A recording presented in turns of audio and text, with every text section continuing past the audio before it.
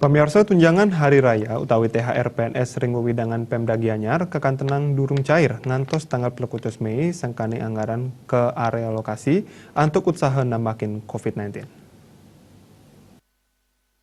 Kepala Badan Pengelolaan Keuangan dan Aset Daerah BPKAD Kabupaten Gianyar ngakan jadi ambar sika ngejan tenang THR sida katrima pinih ungkur ring tanggal 5 Juni war sekali kali dase. Ngakan jati mausang ngantos mangkin indik pencairan THR PNS Pemkab Gianyar sampun kedap dabin inggian sampun muputang surat perintah membayar SPM. Ngantos mangkin paiketan ipun wantah kantun nyantosang transfer dana alokasi umum DAU. Sekadi kauningin DAU pacang kakirim pinih ungkur ring tanggal 21 Mei.